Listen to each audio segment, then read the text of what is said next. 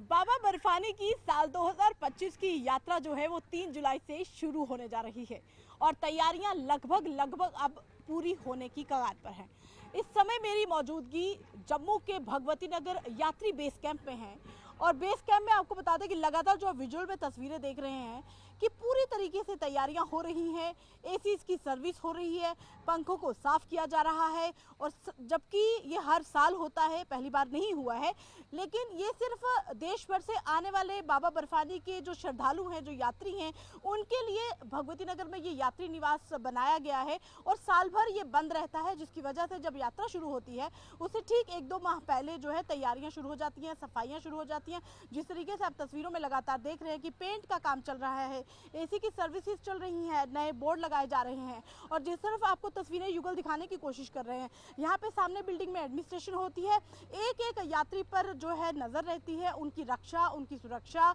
उनकी सारी सुविधाओं के इंतजाम जो है वो यहाँ पर किए जा रहे हैं। यहाँ पर बैंक की सुविधा है, यहाँ पर सीआरपीएफ की जो है निगरानी में यात्री रहेंगे और कड़ी सुरक्षा के बीच जो है वो 3 जुलाई को जत्था जो है बाबा बर्फानी के लिए पहला जत्था यहाँ से रवाना होगा। और जहाँ पर अभी मैं जा रही हूँ, ये जहाँ पर वेलकम टू श्री अमरनाथ जी यात्रा के बोर्ड लगे हुए हैं, बता दें कि यहाँ से लंबी लंबी कतारें लगेंगी। यहाँ पर एक्सरे मशीन होगी, एक्सरे मशीन के बाद यात्री अपना सामान चेक कराएंगे। सामान चेक कराने के बाद आप देखिए जहाँ पर लिखा हुआ है एक्सरे बैगेज स्कैनर, तो यहाँ पर ये स्कैनर लगेगा। यहाँ पर यात्री जो है अपने सारे लगेज स्कैन कराएंगे, क्योंकि रक्षा सुरक्षा का पूरा ध्यान जो है वो रखा जाता है हर बार। तो कड़ी सुरक्षा के बीच जो जत्था यहाँ से रवाना होगा, जो देश भर से श्रद्धालु पहले यहाँ पर उनकी मौजूदगी होगी, पहले वो यहाँ पर अपनी एंट्री कराएंगे और फिर उसके बाद वो इस बड़ी बिल्डिंग के अंदर वो ठहरेंगे और जब उनके जो उनका समय होगा यात्रा का, उस समय के दौरान वो जो है वो बाबा बर्फानी के लिए यही इसी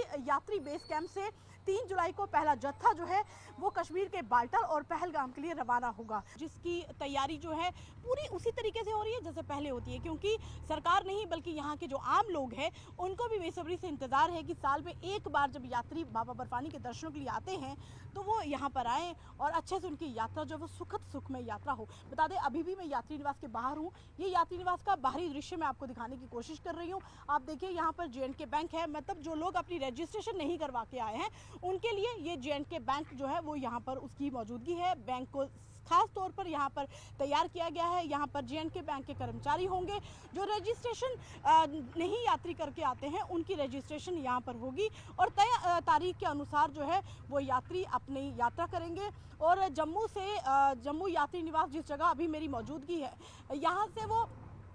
पहलगाम और बाल्टाल के लिए वो जाएंगे। और यही नहीं, आप देखिए कि हर तरीके की यात्रा, अगर बाबा बर्फानी की यात्रा हो और कोई लंगर ना लगाए, ऐसा तो भला हो ही नहीं सकता। तो अभी लंगर की तैयारियां, जो शेड बनने हैं उनकी तैयारियां यहाँ पर चल रही हैं। यहाँ पर पिलर बनेंगे, जेसीबी अपना काम कर रही है और जिस तरीके से आप देखिए कि यहाँ पर निशानदेही हुई है, उसके बाद जेसीबी आई, यहाँ पर सीआरपीएफ के कैंप लगेंगे, मेडिकल कैंप लगेंगे जहाँ पर सीआरपीएफ के जवान जो है अपनी ड्यूटी देंगे और साथ ही साथ जो तस्वीरें आप देख रहे हैं अलग अलग जगह पे जो मजदूर काम कर रहे हैं वो यहाँ पर कंस्ट्रक्शन उस चीज़ की चलेगी। टेम्परेरी जो शेड बनते हैं, टीन के शेड्स बनते हैं कि 1-1.5 महीना जो यात्रा चलेगी, 1.5 महीना तक जो लंगर गृह यहाँ पर बनाए जाएंगे, लंगर